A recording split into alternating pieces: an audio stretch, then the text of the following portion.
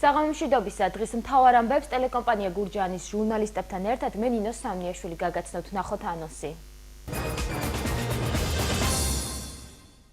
200-ზე მეტი ადამიანი დასახლებულ სოფლებს მაღალსიჩქარიანი ინტერნეტი მიეწოდება, რა ეღირება იგი და როდის განხორციელდება პროექტი. თემაზე ვცლად ეთერში ინოვაციებისა და ტექნოლოგიების სააგენტოს თავმჯდომარე ჩაგვერთვება.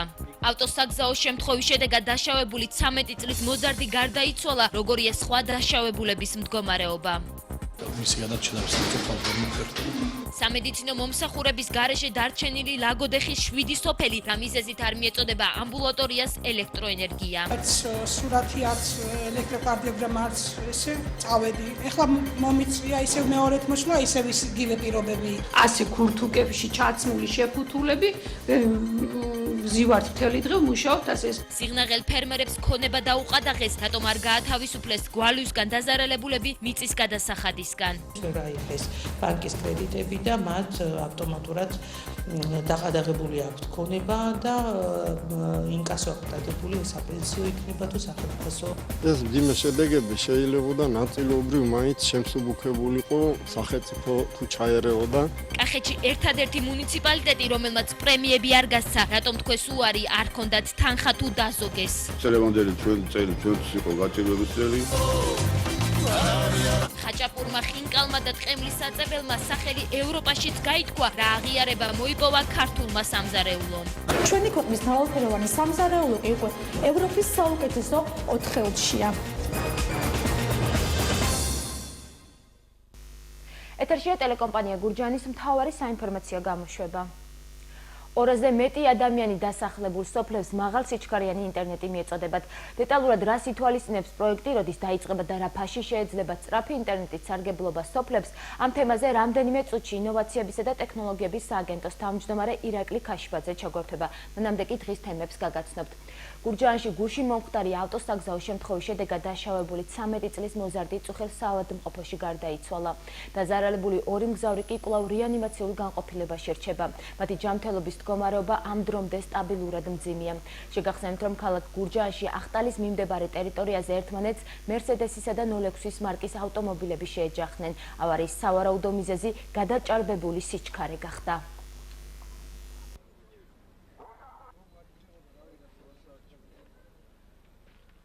ბავშვს გადაუდებელი დახმარების განყოფილებაში ჩაუტარდა რეანიმაციული ღონისძიებები. ამის შემდეგ გადაუდებელი ოპერაცია, სამწუხაროდ მოცულობა ტრაუმისა და სიმძიმე ტრაუმის აღმოჩნდა შეუთავსებელი სიცოცხლესთან, მისი გადარჩენა სამწუხაროდ ვერ მოხერხდა. რაც შეეხება სხვა დაზარალებულებს, ერთი უნალობს და მისი უნალობა გრძელდება რეანიმაციულ განყოფილებაში. ლაგოდეხში 7 სოფელი სამედიცინო მომსახურეობას ვეღარ იღებს.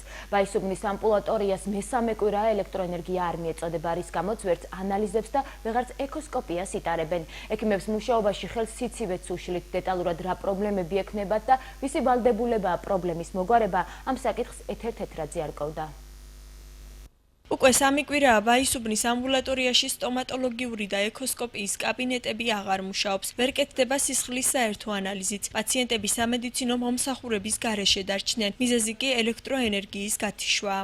ჩვენ გვჭირდება ელექტროენერგია იმისთვის, რომ ანალიზის სისწორე იყოს და იყოს გარკვეული ტემპერატურა ოთახში, რომ ანალიზის სისწორეში ეჭვი არ შეგვეპაროს და ამის გამო ძალიან დიდი პრობლემები გვექნება. ექიმები იძულებულნი არიან ახალშობილები აღარ მიიღონ. ასასრელი მასალა კი, რომელსაც მაცივარი სჭირდება სახლში მიაქვთ. შენობაში ელექტროენერგიის გათიშვით პრობლემები გათბობის სისტემასაც შეექმნა. ბავშვებს ვერ ვიბარებთ, რადგან არის სიცივე და გვეშინია, რომ არ გაცივდეს, ვერ ვსინჯავთ. ვერ გავხდით ბავშვს, რომ გავსინჯოთ. ისე კიდე აცრას ვერ ჩავატარებთ, თუ ბავშვი არ გავსინჯეთ. არის სიცივე, ასაცრელი მასალაც მიგვაქვს სახლში, ვინახავთ სახლის პირობებში და მოგვაქვს ყოველდღე. ასე ქურთუკებში ჩაცმული შეფუთულები ვზივართ მთელი დღე მუშაობთ ასე. ჯერ ერთი ჩვენთვისაც დისკომფორტია, მერე პაციენტისთვისაც მე მგონი არ არის ლამაზი და ამბულატორიაში არსებული მდგომარეობის გამო უკმაყოფილებას პაციენტებიც გამოთქვამენ. უშუქობა იყო, არც სურათი არც ელექტროკარდიოგრამა არც ესე წავედი. ეხლა მომიწვია ისევ მეორედ მოშლა, ისევ იგივე პირობები. ნუ რაიონში კიდე ჯერ ერთი ზამთარია, მე ყველაფერი ხარჯებთან არის დაკავშირებული, მიადვილდება უფრო აქ ამოსვლა და რა ვქნა, როგორც იქნება, ისე უნდა მაინც გავესინჯო, აბა რაიონში ვერ ავდივარ. ეხლა მოვედით გასასინჯად და სიცივეა, იქ მიფრთხობს ტრანზიტით გახდას რამე და ამ სიცივეში ეს არის ძნელია რა თქმა უნდა. რაიონში წასვლა კიდე ფინანსებთანაა დაკავშირებული და აგერ ყურისძირში კლინიკა გვაქვს და რატომ უნდა ვიაროთ იქ? კახეთის ენერგოდისტრიბუციის განმარტებით კი ელექტროენერგია იმ შემთხვევაში აღუდგება თუ სადენებს გამოცვლიან. მოგვარების გზა არის ერთი, აღნიშნულმა ამბულატორიამ უნდა მოგმართოს ახაც სიმძლავრის უწყებაზე, რომლის შემდეგაც უკვე შეიძლება იქ აღრიცხვის კვანძი მთლიანად ყვებავი ელექტროსადენით და ამ სამუშაოების ჩატარების შემდეგ ამ ამბულატორიას ელექტრომომარაგების პრობლემა თვითონ ტექნიკური მხრივ უკვე აღარ ექნება. პაისუბნის მედიკოსების განცხადებით სადენების შესასვლელად 4000 ლარამდე სჭირდებათ, მათ ამის საშუალება არ აქვთ. ადგილობრივი ხელისუფლების ინფორმაციით, ამ პრობლემის მოგვარება მათ არ ეხებათ. ჯანდაცვის სამინისტროში კი ამ ფაქტის შესახებ ინფორმირებულები არ იყვნენ და კომენტარიც არ გააკეთეს. ამასობაში კი პაისუბანთან ერთად ამ გაერთიანებაში შემავალი კიდევ 6 სოფელი სამედიცინო მომსახურების გარეშე რჩება. სიღნაღში გვალვისგან დაზარალებულ ფერმერებს ქონება დაუყადაღეს. მათ ადგილობრივ ხელისუფლებას მიწის გადასახადისგან გათავისუფლება რამდენჯერმე სთხოვეს, თუმცა უშედეგოდ. ახლა დავალიანების დასაფარად ზოგმა პროცენტიანი ვალი აიღო, ზოგი კი ქონებასაც კარგავს. ფერმერების გასაჭერი და მუნიციპალიტეტის საკრებულოს პოზიცია დღეს ეკა თეთრაძე მოისმინა.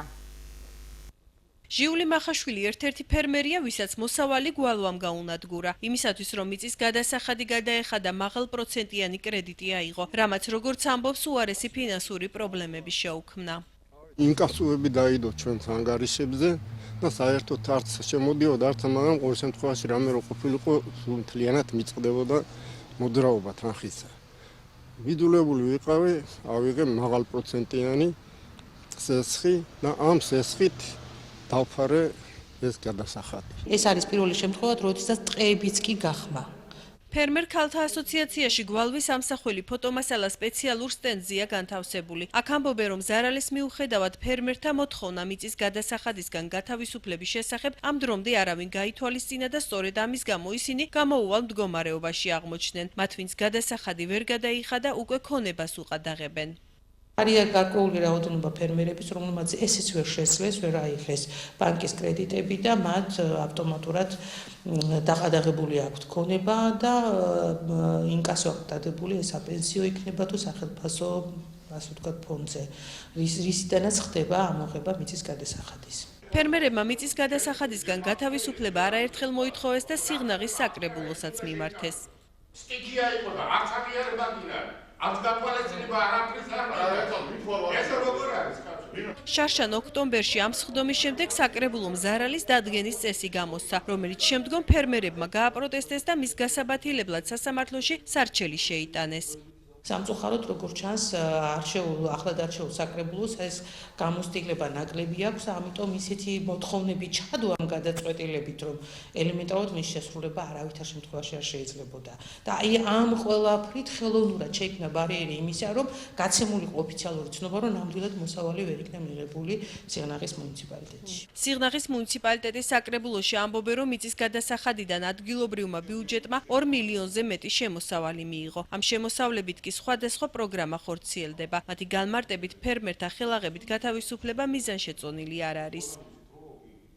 ეს ფერმერები რო ჩვენ ეს ხელაღებით გავანთავისუფლოთ, თუ არ მოხდა ჩვენი ბიუჯეტის შევსება, ბიუჯეტი გახდება დეფიციტური. წესის მიღება მოხდა სოფლის მეურნეობის სპეციალისტებთან კონსულტაციის შედეგად.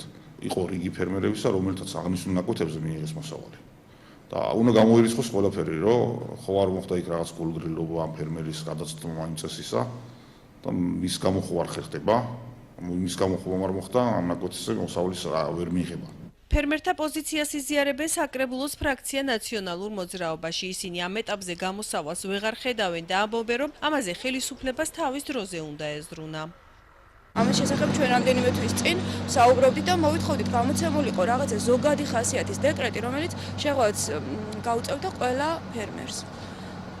და დღევანდელ დღეს რასაც უკვე ვისმენთ რომ ქონებაა დაყადაღებული გარკვეული ფერმერების ამაში ეჭვი არც გვეპარებოდა რომ ესე მოხდებოდა. ამ ეტაპზე მე ვფიქრობ არანაირი ბერკეტი არ არსებობს რომ ამ ხრივ სიტუაცია გამოსწორდეს. სასამართლოს ხდომა თებერვალშია ჩანიშნული, სწორედ ამის შემდეგ გახდება ცნობილი რა ზომებს მიმართავენ ფერმერები საკუთარი უფლებების დასაცავად.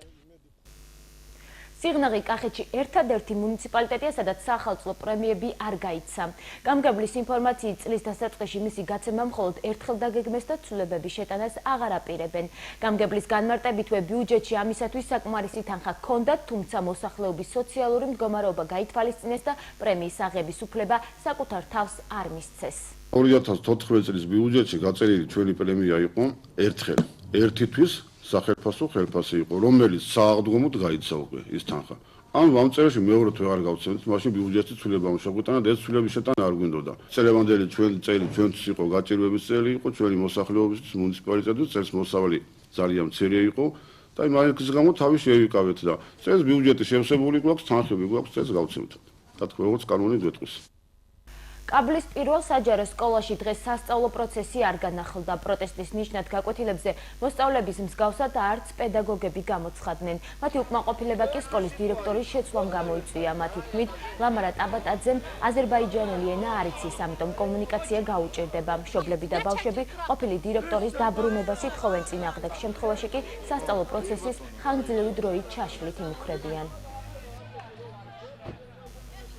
2014 წელს საქართველოში 60,736 ახალშობილი დაიბადა. სახელმწიფო სერვისების განვითარების სააგენტოს ინფორმაციით, აქედან ვაჟების რაოდენობა გოგონებისას თითქმის 2000-ით ჭარბობს. კახეთში კი შობადობის მონაცემებით საგარეჯო ლიდერობს 1021 ბავშვი დაიბადა, ხოლო მეორე ადგილზეა თელავი 1006 ბავშვით. სულ კახეთში 2014 წელს 5425 ახალშობილი დაიბადა. ქალაქი გახლავთ საგარეჯო 1021 ბავშვი, გურჯაანში 850 ბავშვი, ლაგოდეხში 744, დედოფლისწყარო 382, სიღნაღი 402 ახალშობილი და ყვარელში 473. ყველა სოფელს, სადაც 200-ზე მეტი ადამიანი ცხოვრობს, მაღალი სიჩქარიანი ინტერნეტი ექნება. პროექტი, რომელიც დღეს მთავრობამ დაამტკიცა, სწრაფი ინტერნეტით უზრუნველყოფას მაქსიმუმ 3 წელში ითვალისწინებს. აქ თუ არა დღეს სოფლებში ხარისხიანი ინტერნეტი და რა ღირს ამ სერვისით სარგებლობა, თემაზე ვერა იაშვილი მუშაობდა.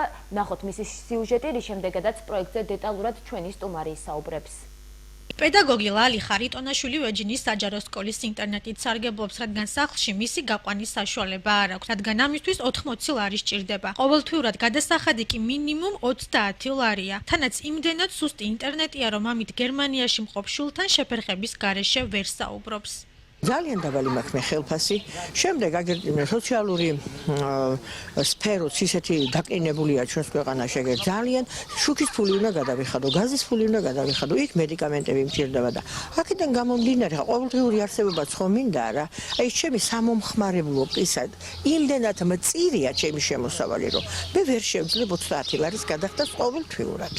და გული მტკივა რა, გული მწყდება, რატო არ მომქონდეს მეს და რაიონის სოფლები ძირითადად მოდემის ტიპის ინტერნეტით სარგებლობენ. გადასახადი 20-დან 50 ლარამდეა. რესპონდენტების აზრით კი ინტერნეტის სიჩქარე დაბალია და ფასი ხარისხს არ შეესაბამება. არც მაინც განყოფილია ვარ სიკნეთის მომხმარებელი ვარ და ხარისხი ჩემი აზრით დიდად არ შეესაბამება გადასახადს. თვეში ვიხდით 30 ლარს. ძვირია მით უმეტეს სამთრის პერიოდში, როდესაც სხვა შემოსავალი არ აქვს, გლეხს, რომელიც მეუბნებაზე არ მიგიდებული.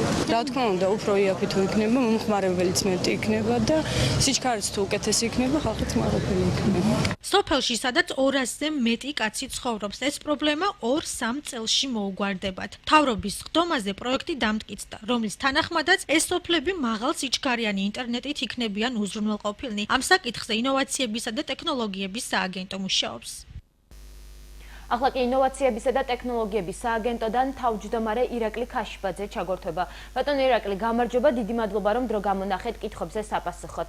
ჩვენი ინფორმაციით, ინოვაციებისა და ტექნოლოგიების სააგენტო სოფლების მაღალი სიჩქარიანი ინტერნეტით უზრუნველყოფას გეგმავთ და ეს პროექტი დღეს უკვე დამტკიცდა. მოგვიყევით ამის შესახებ, როდიდან იგეგმება სწრაფი ინტერნეტით სოფლების უზრუნველყოფა? საერთო ჯამში იქნება მოცული ყველა დასახლებული პუნქტი, სადაც ცხოვრობს 200 ადამიანზე მეტი. და შესაბამისად ის სოფლები, სადაც მოსახლეობის ეს რაოდენობა არის, იქნება მიერთებული მაღალსიჩქარიან ოპტიკურ ბოჭკოვან ინფრასტრუქტურასთან.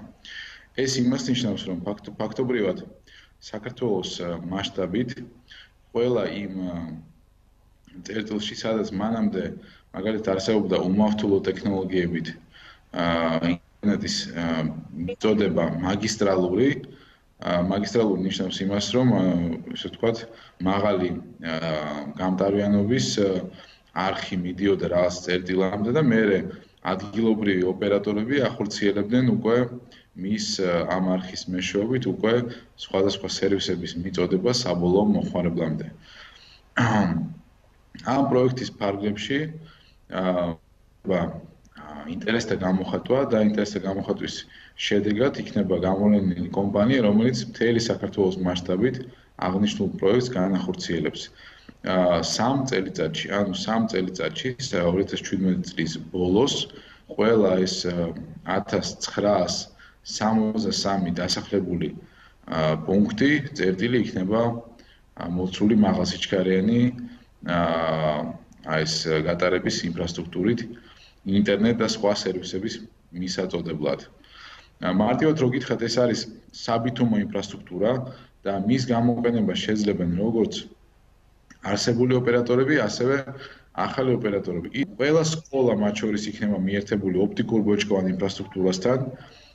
ეს დაახლოებით 1500 სკოლა არის და ფაქტობრივად ჩვენ სკოლებშიც გვექნება მაღალსიჩქარიანი ინტერნეტ მომსახურება, თუ მანამდე ეს მხოლოდ უმავთულო ტექნოლოგიებით ხდებოდა მიწოდება. გარდა ამისა, ძალიან საინტერესო მომენტი არის ის, რომ ქვეყნის მასშტაბით 500 ბიბლიოთეკის ბაზაზე, მათ შორის კახეთის რეგიონში, შეიქმნება საზოგადოებრივი ინოვაციების ცენტრები. ეს არის ცენტრები, რომელიც შეუწყობენ ხელს ადამიანებმა ისწავლონ კომპიუტერი, ისწავლონ ინტერნეტი და ასევე ისწავლონ ამ ახალი ტექნოლოგიების ეფექტური გამოყენება.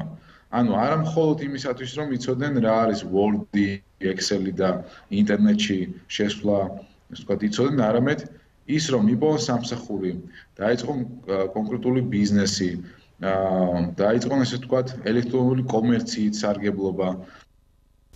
ბატონო ირაკლი, საინტერესო გეგმები გაქვთ. იქნებ გითხრათ დაახლოებით რა იქნება სწრაფი ინტერნეტით სარგებლობის ღირებულება, რადგან დღეისათვის ეს პაკეტი თვეში 20-50 ლარამდე ჯდება, თანაც გამოკითხული რესპონდენტები ინტერნეტის ხარისხით უკმაყოფილოები არიან.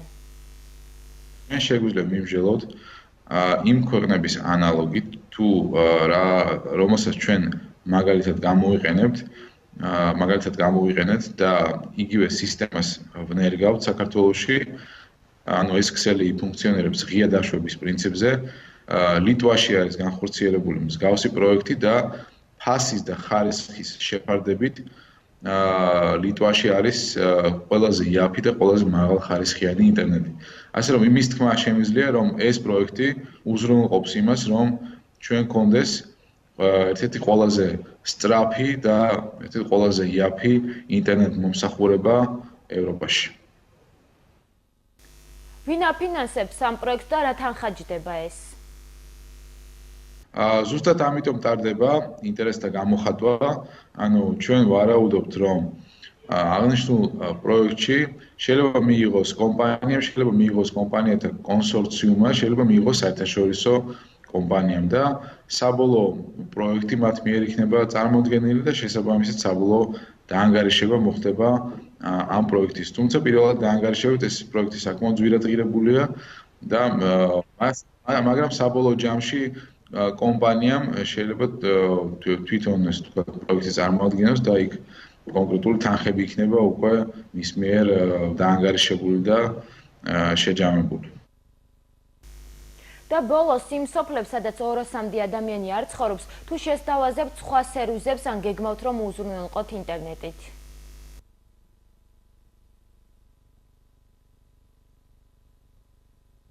მე კარგად მინდა წარმოიდგინონ თქვენმა მაყურებლებმა, ფაქტობრივად ის ინფრასტრუქტურა, რომელიც შეიქმნება ოპტიკურ ბოჭკოვანი ყველა იმ დასახლებულ პუნქტამდე, უკვე იმ წერტილებიდან, იმ ჩართვის წერტილებიდან კონკრეტულ სოფლებამდე, რომელზეც ნაკლები მოსახლეობა ცხოვრობს, არც ისე დიდი მანძილი უკვე თქვათ აშორებს და უკვე კერძო ბიზნესს გაცილებით გაუმარტივდება, თუ ეს მანამდე იყო 30 კილომეტრი, 25 კილომეტრი და 10 კილომეტრის პრობლემატური არის.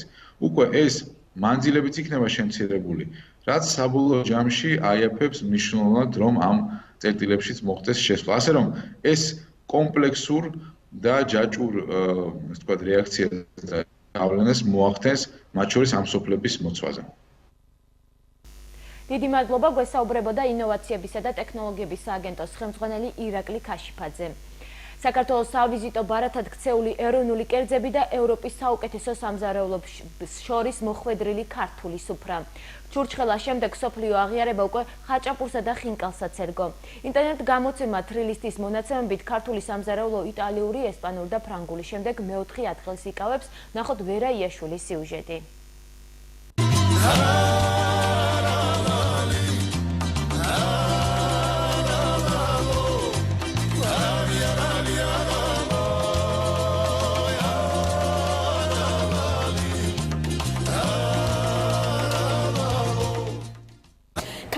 საყვარელი კერძის ხაჭაპურის პოპულარობა უკვე საქართველოს ფარგლებს გასცა და ის ხინკალთან და ქართულ ტყემალთან ერთად ქვეყნის სავიზიტო ბარათს წარმოადგენს. ჩვენი ქვეყნის მრავალფეროვანი სამზარეულო კი უკვე ევროპის საუკეთესო 4-ში. ინტერნეტ გამოცემა თრილისტმა ქართული სამზარეულო იტალიის, საფრანგეთის და ესპანეთის შემდეგ საუკეთესო სამზარეულო დაასახელა. მართალია ქართული ვიკიპედიის განმარტებით ხაჭაპური ქართულ ყველიან პურს ჰქვია, მაგრამ საქართველოში ხაჭაპური უფრო მეტია, ვიდრე მხოლოდ ყველიანი პური. ყველა კუთხეში მას თავისებურად აწყობენ. ისინი განსხვავდება ერთმანეთისგან მომზადების ტექნოლოგიით, ფორმით და ყველის სახეობითაც კი. ერთ-ერთი ლეგენდის მიხედვით იგი პირველად ვინმე ხაჭამ გამოაცხო სვანეთში და შემდეგ გავრცელდა დანარჩენ საქართველოში. ხინკალთან ერთად ეს კერძები ქართულ რესტორნებსა და კაფე-ბარებშიც განსაკუთრებით პოპულარულია. ვაშლების უბანში მდებარე ამ კაფე-ბარშიც ყველაზე დიდი მოთხოვნა სწორედ ხაჭაპურზეა. ამიტომ აქ სხვადასხვა სახის ხაჭაპურს მთელი დღის განმავლობაში აცხობენ. მარინა ზარდიაშვილის ქართული სამზარეულოს ევროპაში წარმატება არ გაჰკვირვებია. იგი ოჯახში 12 ნაოჭიან ხინკალს ხშირად აკეთებს და ტყემლის მომზადების განსაკუთრებული რეცეპტიც აქვს. თუ ხინკალს ვამზადებთ ოჯახურად და ყველა მონაწილეობთ, ყველა ვარ წისაფრებით ოთხივე, ტყემალს მარტო ვამზადებთ. თა ოდნავ შემწიფებულ ტყემალს ან ალუჩას მარტო მოუხარშავ სწრაფად ერთს გადმოვადებ და ჩავაქრობ, იმიტომ რომ ბევრი ხარშვა არ უნდა. თავარია მწვანედან გაყვეთილდეს ნაყოფი. და სწრაფად ძალიან ცხელ-ცხელს ხეხავ, ლამის ხელები მეწვება, იმიტომ რომ თუში გააცივებ კურკის სიბრტყე გაზდევს. ის რომ დაუშვეთ ქართული სამზარეულო არის ესეთი წარმატებული, არ მიყვარს, იმიტომ რომ ჩვენ აგვაქვს უნიკალური კერძები. ქართული კერძების გარდა მსოფლიოში ქართულმა ჩურჩხელამაც გაითქვა სახელი და ის მსოფლიოს ყველაზე გემრიელი ტკბილეულის 10-შია შეტანილი. ახლა კი თამარ ჭანყოშვილი გვიამბობს, თუ როგორ ვითარდებოდა მოვლენები რეგიონს გარეთ. მთავრობა სოფლის სახლების საზოგადოებრივი ცენტრების მშენებლობას გეგმავს. ამ სოფლის სახლებში ჩვენ ვაკეთებთ მათთვის ბიბლიოთეკას, უფასო ინტერნეტს და სხვა საინტერესო საქმიანობის შესაძლებლობას ვაძლევთ. ჭხრეკის ჩატარებისას ორდერის ვარდებულება ძალაში რჩება. მიზანი იყო ის, რომ ზედმეტის ფორმალობისგან გამტიფულიყო საგამოძიებო ორგანოები. მოგეცალმებით და იმ ძირითად მოვლენებს გაგაცნობთ, რაც დღეს რეგიონს გარეთ ვითარდებოდა.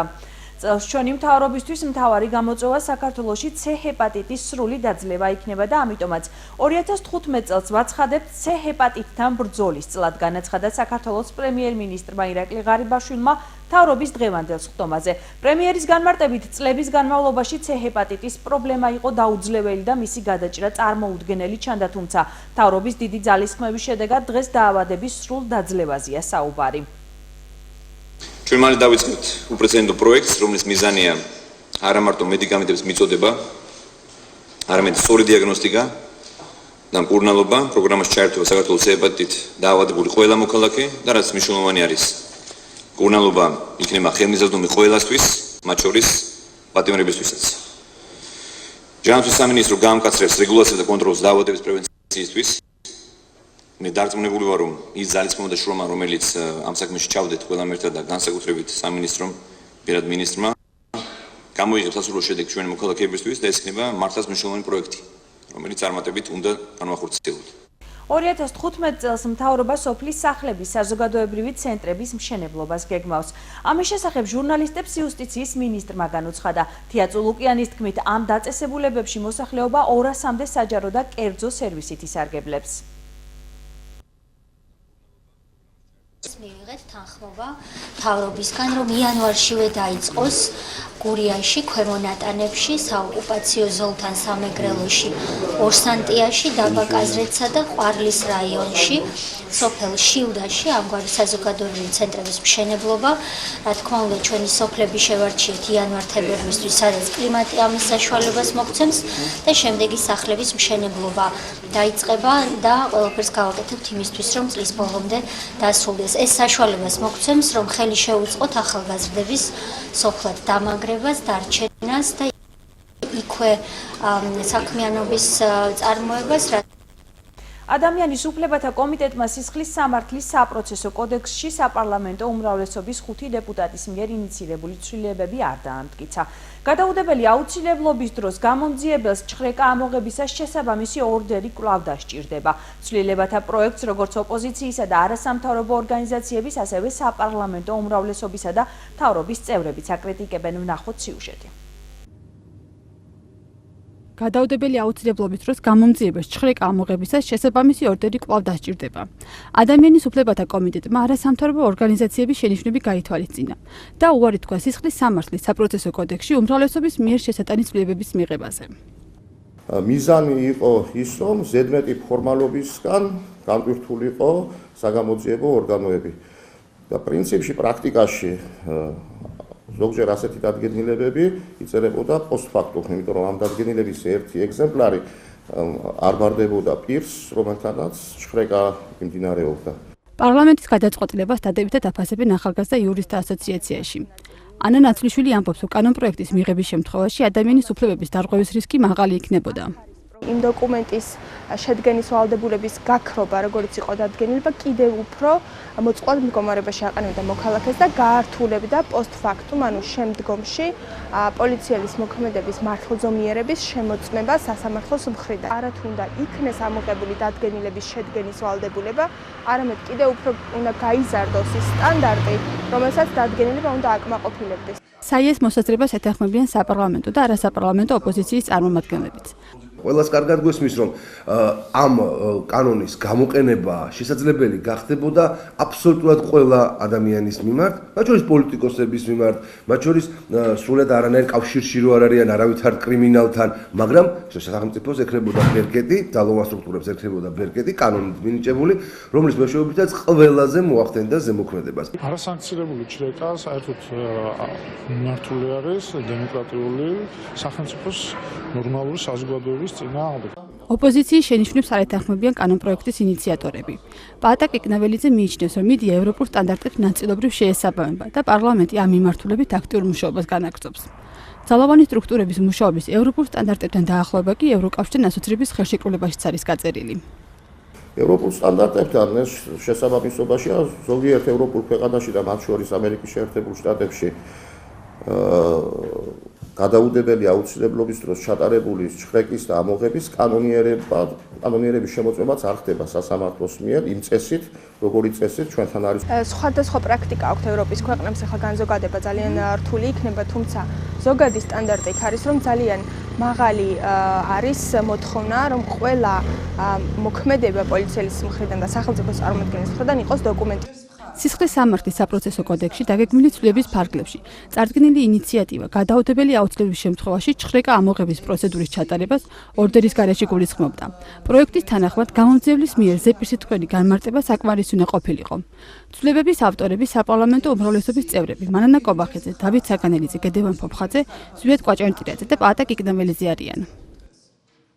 შინაგან საქმეთა სამინისტრომ ჩატარებული სამძებრო საგამოძიებო მოქმედებების შედეგად ნარკორეალიზატორები დააკავა და 514 აბი სუბოტექსი ამოიღო. გამოძიებამ დაადგინა, რომ დაკავებულები სისტემატურად ახდენდნენ ნარკოტიკული საშუალების რეალიზაციას და მათ ორგანიზატორობას უწევდა ამერიკის შეერთებულ შტატებში მყოფი 1979 წელს დაბადებული მამაკაცი.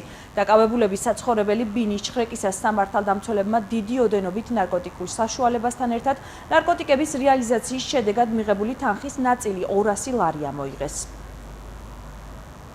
თბილისსა და ქუთაისში დავაკავეთ ნარკოტიკული საშუალების გამსაღებელთა ორგანიზებული ჯგუფი, რომელთა პირადი და საცხოვრებელი სახლის ჩხრეკისას განსაკუთრებით დიდი ოდენობით ნარკოტიკული საშუალება სუბოტექსი და ნარკოტიკის რეალიზაციის შედეგად მიღებული თანხა ამოვიღეთ. გამოძიება ორგანიზებული ჯგუფის მიერ განსაკუთრებით დიდი ოდენობით ნარკოტიკული საშუალების უკანონო შეძენა შენახვა გასაღების ფაქტზე მიმდინარეობს. ასეთი იყო დღეს რეგიონს გარეთ განვითარებული მოვლენები, მე გემშვიდობებით ნახვამდის. ტეხასში ავტოსაგზაო შემთხვევის შედეგად სუმცირი 10 ადამიანი დაიღუპა. Associated Press-ის ინფორმაციით ავტობუსი, რომლითაც პატიმრები გადაჰყავდათ, მოყინულ გზაზე მოცურდა და ხიდიდან სარკინიგზო ხაზზე გადავარდა. მომხდარის შედეგად ასევე დაშავდა 5 ადამიანი, რომლებიც საავადმყოფოში გადაიყვანეს. პოლიციის ინფორმაციით ავტოსაგზაო შემთხვევის მომენტში ავტობუსში 12 პატიმარი იმყოფებოდა. უკრაინის პრეზიდენტმა პეტრო პოროშენკომ ხელი მოაწერა ბრძანებას 2015 წელს ნაწილობრივი მობილიზაციის თაობაზე. უკრაინული მედიის ინფორმაციით პრეზიდენტის ბრძანება ქვეყნის უმაღლეს რადას გადაეცა, რომელმაც 2 დღის ვადაში უნდა დაადასტუროს. არსებული ინფორმაციით მობილიზაცია 210 დღის განმავლობაში კიევისა და უკრაინის ტერიტორიის 24 ოლქში 3 ეტაპად გატარდება. ახლა კი საინტერესო ამბები, რომელიც პალიტრა TV-მ გაავრცელა. ჩრდილო-აღმოსავლეთ ისლანდიაში ჰოლუჰრეინის ლავური ველიდან ზედაპირზე ამოსული მაგმის შედეგად ვულკან ბაურდა ბრუნგასთან ახლოს ლავის ტბა წარმოიქმნა. მისი სიგანე 500 მეტრია, სიღრმე კი 70 მეტრი. ლავური ველის ფართობი 84 კვადრატულ კილომეტრზე მეტია, რაც ნიუ-იორკში მანჰეტენის ფართობს აღემატება.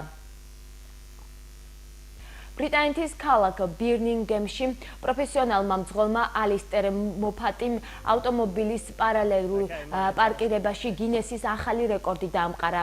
კასკადიორმა Fiat 500 დააყენა ადგილზე, რომელიც ავტომობილის სიგრძეზე მხოლოდ 7.5 სანტიმეტრით გრძელი იყო. რეკორდის დამყარების დროს გამოყენებული იყო Fiat 500-ის სტანდარტული ვერსია, რომელსაც სტაბილიზაციის სისტემა ჰქონდა გათიშული, რათა შესაძლებელი ყოფილიყო ავტომობილის მართვად მოცურება. და ბოლოს ინფორმაცია კულტურისა და სპორტის შესახებ. ევროვიზიის რიგით მე-60 კონკურსზე, რომელიც ვენაში ჩატარდება, საქართველოს ნინო სუბლატი წარადგენს. ნინა სუბლატის სიმღერამ ვარიერ მსმენელის ყველაზე მეტი მოწონება დაიმსახურა. მომღერალი სწორედ ამ კომპოზიციით წარდგება კონკურსზე.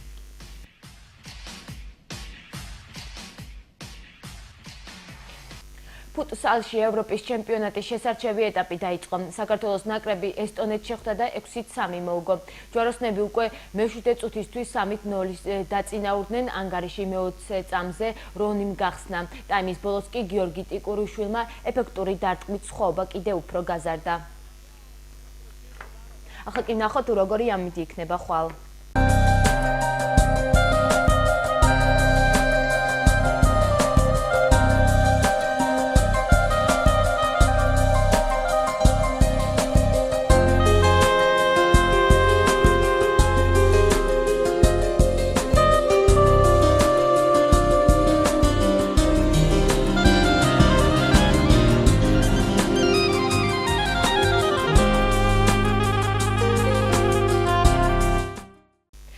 დღევანდელი საინფორმაციო გამოშვება დასრულდა. მე ხუთშაბათამდე გემშვიდობებით ნახვამდის.